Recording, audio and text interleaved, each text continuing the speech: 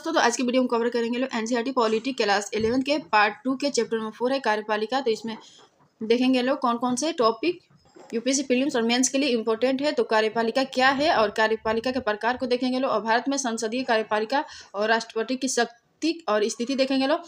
प्रधानमंत्री और मंत्रिपरिषद को देखेंगे लोग, मंत्रिपरिषद का आकार और अस्थायी कार्यपालिका नौकरशाह को देखेंगे। तो सरकार के कौन कौन से अंग है, तो सरकार के 3 महत्वपूर्ण अंग है, न्यायपालिका, कार्यपालिका और विधायिका।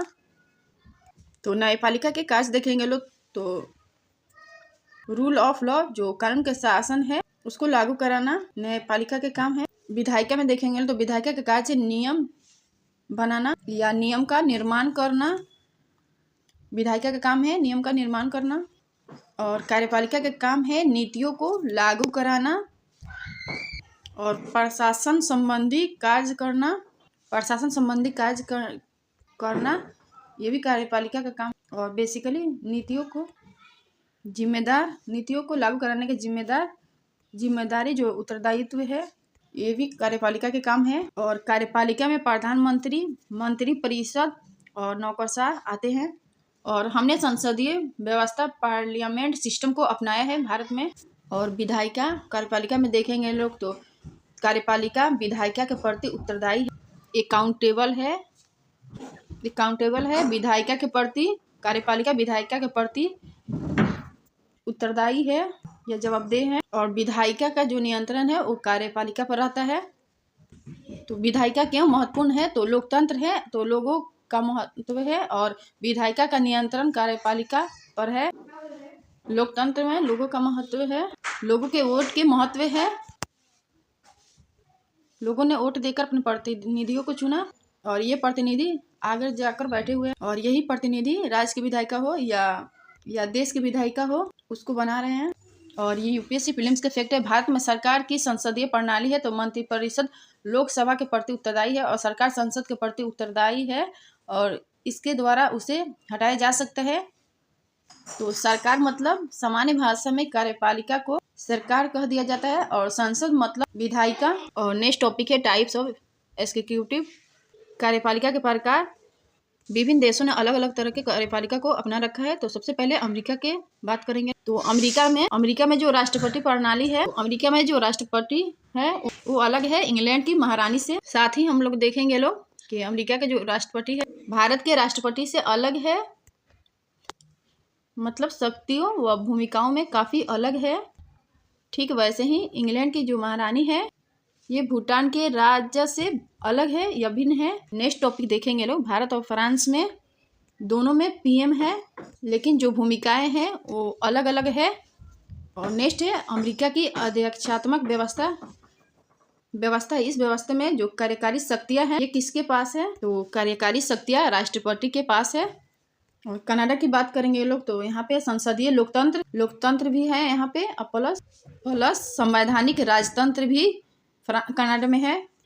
फ्रांस में देखेंगे लोग तो अर्ध अध्यक्षात्मक व्यवस्था कहा जाता है। और ये जो व्यवस्था है तो इसमें कुछ चेंज है, तो इसमें पीएम भी, प्रधानमंत्री भी होंगे और राष्ट्रपति दोनों होंगे, लेकिन राष्ट्रपति अधिक मजबूत होगा और अधिक शक्तिशाली होगा। और नेक्स्ट टॉपिक देखेंगे लोग जापान में, तो जापान में संसदीय व्यवस्था है, और ये जो राजा है वो राजा देश का प्रधान और पीएम सरकार का प्रधान होंगे। रूस में देखेंगे लोग तो फ्रांस की तरह अर्ध अध्यक्षात्मक व्यवस्था है, और यहाँ पे राष्ट्रपति देश के प्रधान होंगे और ये पीएम को नियुक्त करेगा राष्ट्रपति।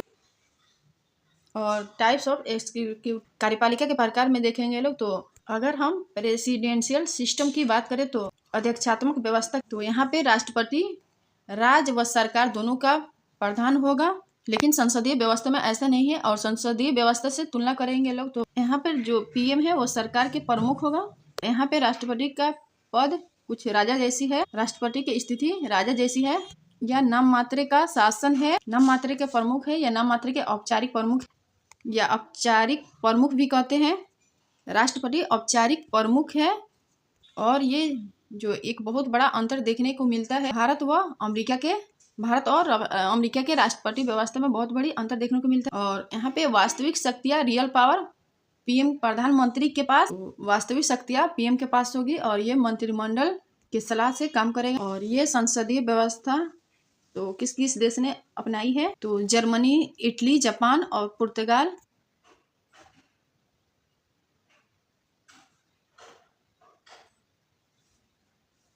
पार्लियामेंट्री या संसदीय व्यवस्था को अपनाया है। और नेक्स्ट टॉपिक है अर्ध अध्यक्षात्मक व्यवस्था की प्रकृति को देखेंगे लोग। तो पहला पॉइंट इसमें होगा राष्ट्रपति व पीएम दोनों इसमें होंगे, और लेकिन महत्वपूर्ण जो शक्तियां हैं वो राष्ट्रपति के पास होंगे। और ऐसी व्यवस्था फ्रांस, रूस और श्रीलंका ने अपनाया है। और नेक्स्ट टॉपिक है प्रीलिम्स के लिए ये इम्पोर्टेंट फैक्ट। तो एक राष्ट्रपति प्रणाली में राष्ट्रपति राज्य के प्रमुख के साथ साथ सरकार के प्रमुख भी होते हैं। इस प्रणाली में राष्ट्रपति का कार्यालय, सिद्धांत और व्यवहार दोनों में बहुत शक्तिशाली होते हैं। और ऐसी प्रणाली वाले देशों में संयुक्त राज्य अमेरिका शामिल है। और ये भी प्रीलिम्स के लिए फैक्ट है। तो कार्यपालिका विधायिका या जनप्रतिनिधियों के प्रति जवाबदेह और नियंत्रित होंगे। और इसलिए संविधान ने राष्ट्रीय और राज्य दोनों स्तरों पर सरकारों के लिए कार्यपालिका की संसदीय प्रणाली को अपनाया। और तीसरा पॉइंट है, इस प्रणाली के अनुसार एक राष्ट्रपति होता है जो भारत के राज्य का औपचारिक प्रमुख होता है। कि भारत में संसदीय व्यवस्था, तो संसदीय व्यवस्था में देखेंगे लोग। तो संसदीय व्यवस्था क्यों? तो पहला कारण जो हमारे सामने आता है 1919 और 1935 का एक एक्ट था, अधिनियम था। इसके अनुरूप संसदीय जो व्यवस्था है इसके अनुकूलित होंगे। और हमने इसमें अनुभव किया कि कार्यपालिका पर नियंत्रण किया जा सकता है। और विकल्प में देखेंगे लोग तो हम लोगों के पास विकल्प था। तो हमारे पास विकल्प में अध्यक्षात्मक व्यवस्था था, इसको चुन सकते थे लोग। तो अध्यक्षात्मक व्यवस्था में राष्ट्रपति की शक्ति को देखेंगे लोग। तो यहाँ पे राष्ट्रपति शक्ति का स्रोत हो जाता है। और ऐसे में व्यक्ति पूजा का खतरा, तो यहाँ पर व्यक्ति पूजा का खतरा हो जाता। इसी सब कारणों से हमें ये विकल्प नहीं चुनना था, या ये सब विकल्प नहीं चुना। यहाँ पे संसदीय व्यवस्था में बात करेंगे लोग। तो इसमें एक जो विशेषता दिखाई देती है, कार्यपालिका, यहाँ पे कार्यपालिका विधायिका के प्रति उत्तरदायी है। और हमने संसदीय व्यवस्था को केंद्र और राज्य दोनों स्तर पर चुना। और भारत के संदर्भ में देखेंगे लोग तो भारत में राष्ट्रपति औपचारिक प्रमुख है। वास्तविक शक्तियां पीएम प्रधानमंत्री के पास है। और वास्तविक शक्तियां पीएम और मंत्रिपरिषद के पास है। और राष्ट्रपति जो निर्णय लेंगे वो मंत्रिपरिषद के सलाह पर लेंगे निर्णय। और सेम कंडीशन राज्य में भी है। तो राज्य में राज्यपाल औपचारिक प्रमुख है या औपचारिक रूप से प्रमुख है। लेकिन राज्यों में अगर सीएम मुख्यमंत्री की बात करेंगे लोग तो ये वास्तविक प्रमुख होंगे। और राष्ट्रपति का चुनाव अप्रत्यक्ष होगा।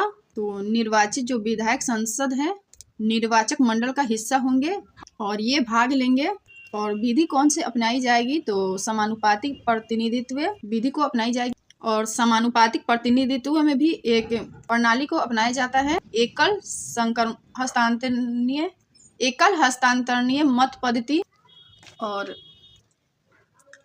अनुच्छेद 74 क्लॉज 1 में देखेंगे लोग तो राष्ट्रपति को सहायता और सलाह देने के लिए एक मंत्रिपरिषद होगी जिसका प्रधानमंत्री होगा। और राष्ट्रपति अपनी कृतियों का प्रयोग करने में ऐसी सलाह के अनुसार कार्य करेगा। और परंतु राष्ट्रपति मंत्रिपरिषद से ऐसी सलाह पर पुनर्विचार करने को कह सकता है। और राष्ट्रपति ऐसे पुनर्विचार के पश्चात ही दी गई सलाह के अनुसार ही कार्य करेगा। तो ये आर्टिकल 74 और क्लॉज 1 में ये बात की गई। और नेक्स्ट टॉपिक है संसदीय व्यवस्था। तो संसदीय व्यवस्था में देखेंगे लोग तो और हम लोगों ने संसदीय व्यवस्था को अपनाया है। और संसदीय व्यवस्था में मंत्रिपरिषद कार्य कर रही है। मंत्रिपरिषद का जो प्रमुख है वो पीएम होंगे, प्रधानमंत्री। और मंत्रिपरिषद तब तक काम करेंगे, मंत्रिपरिषद तब तक काम करेगी जब तक लोकसभा में बहुमत है। और लोकसभा में बहुमत नहीं रहा, ये हट गया तो नई मंत्रिपरिषद की नियुक्ति करनी पड़ेगी। तो इस परिस्थिति में अस्थिर व्यवस्था हो जाती है, अस्थिर सी राजनीतिक व्यवस्था हो जाती। तो ऐसे में ऐसे राष्ट्र प्रमुख की जरूरत थी जिसका कार्यकाल अस्थायी हो। नेक्स्ट टॉपिक है राष्ट्रपति के विशेष अधिकार। सबसे पहले तो सूचना प्राप्त करने का अधिकार। और ये सूचना कहा जाता है कि राष्ट्रपति और मंत्रिपरिषद के बीच की कड़ी कौन होता है। तो इनके बीच के जो जो कड़ी होंगे वो पीएम होंगे, प्रधानमंत्री, और साथ में पीएम प्रधानमंत्री का दायित्व है कि वह इस तरह की जो भी सूचना है, पीएम का दायित्व है कि वो इस तरह का सूचना दे। और राष्ट्रपति जो है वो मंत्री परिषद की सलाह पर काम कर रहे थे। तो मंत्री परिषद को कोई विधेयक पुनर्विचार के लिए लौटा सकते हैं और मंत्री परिषद ने फिर भेज दिया। तो पुनर्विचार के बाद अगर ये वापस आ गया तो राष्ट्रपति बाध्य हो जाएंगे। तो ऐसे में राष्ट्रपति की शक्ति सीमित हुई। तो राष्ट्रपति के ये पुनर्विचार वाला शक्ति सीमित है। और शक्ति जिसे वीटो पावर कहा जाता है, वीटो शक्ति जिसे निषेधाधिकार भी कहा जाता है। और वीटो पावर क्या है? तो वीटो पावर धन विधेयक को छोड़कर अन्य विधेयकों को वापस लौटा सकता है। और एक और शक्ति है राष्ट्रपति के पास, पॉकेट वीटो या जेबी वीटो भी कहा जाता है। तो ये बिना किसी समय सीमा के विधेयक लंबित रखना, तो ये शक्ति होती है पॉकेट वीटो में। और नेक्स्ट पॉइंट देखेंगे लोग राष्ट्रपति के विशेषाधिकार में। तो और ये जो दूसरी विशेषाधिकार है वो राजनीतिक परिस्थितियों के कारण पैदा हुआ। और ये है पीएम की नियुक्ति का। तो कौन पीएम होगा, इनकी नियुक्ति और ये निर्णय करने का अधिकार राष्ट्रपति का होगा। और ये राजनीतिक परिस्थिति ऐसी परिस्थिति बन गई, किसी दल को बहुमत नहीं मिला, तब ऐसे में राष्ट्रपति का निर्णय होगा कि जो पीएम है वो कौन होंगे। तो ये राजनीतिक परिस्थितियों के कारण और ये यूपीएससी प्रीलिम्स के फैक्ट है। तो राष्ट्रपति मंत्रिपरिषद द्वारा दी गई सलाह को वापस भेज सकता है और परिषद को निर्णय पर पुनर्विचार करने के लिए कहा जा सकता है। और दूसरा फैक्ट है प्रीलिम्स के, तो परिषद अभी भी उसी सलाह को वापस भेज सकती है और राष्ट्रपति तब तक उस सलाह को मानने के लिए बाध्य होंगे। और दूसरा है पॉइंट, तो राष्ट्रपति के पास वीटो शक्ति भी है और जिसके द्वारा वह संसद द्वारा पारित विधेयकों, धन विधेयक के अलावा को रोक सकता है या सहमति देने से इनकार कर सकता है। और दूसरा पॉइंट है राष्ट्रपति बिना किसी समय सीमा के बिल को अपने पास लंबित रख सकता है और इसे कभी कभी पॉकेट वीटो कहा जाता है। और ये सेंटेंस यूपीएससी बहुत इंपॉर्टेंट है क्योंकि यूपीएससी पूछ चुका है, क्या किसी भी व्यक्ति को मंत्री बनाया जा सकता है? अगर वो सदन का सदस्य नहीं है तो हाँ बनाया जा सकता है मंत्री, तब इसको मंत्री बनाया जा सकता है। लेकिन एक शर्त है, 6 मंथ के भीतर किसी भी सदन को चुनना पड़ेगा। तो 6 मंथ के भीतर किसी भी सदन का सदस्य बनना पड़ेगा। और नेक्स्ट टॉपिक है कार्यपालिका नियमित रूप से विधायिका के नियंत्रण और पर्यवेक्षण के अधीन होती है। दूसरा पॉइंट है सामूहिक उत्तरदायित्व कैबिनेट की एकजुटता के सिद्धांत पर आधारित है। नौकरशाह में देखेंगे लोग, तो नौकरशाह एक ऐसी व्यवस्था है जो नियमों को लागू कराने का काम करती है और नीतियाँ को जमीनी स्तर पर लाने का काम नौकरशाह कर। और कार्यपालिका 2 प्रकार की होती है, एक अस्थायी जिसमें मंत्री मिनिस्टर आते हैं और दूसरा अस्थायी कार्यपालिका। तो ये विशेष समय के लिए आते हैं, जैसे 5 साल के लिए। और अस्थायी कार्यपालिका के सदस्य निर्वाचित होते हैं। और अस्थायी कार्यपालिका में देखेंगे लोग तो सिविल सर्वेंट, इसमें सिविल सेवक आते हैं और ये नियुक्त होते हैं, निर्वाचित नहीं होते हैं, नियुक्त होते हैं। और सिविल सेवाओं का वर्गीकरण में देखेंगे लोग तो 3 तरह के सिविल सेवाएं होते हैं। पहला है अखिल भारतीय सेवाएं, दूसरा है केंद्रीय सेवाएं, तीसरा है प्रांतीय सेवाएं। तो अखिल भारतीय सेवाएं में भारतीय प्रशासनिक सेवा आते हैं और भारतीय पुलिस सेवा आते हैं। और केंद्रीय सेवाएं में भारतीय विदेश सेवा और भारतीय राजस्व सेवा आते हैं। और प्रांतीय सेवाएं में प्रांतीय सिविल सेवा आते हैं। तो ये सिविल सेवाओं के वर्गीकरण के टॉपिक है। अगर वीडियो पसंद आए तो like, share, comment and subscribe कर दीजिएगा लोग। Thank you.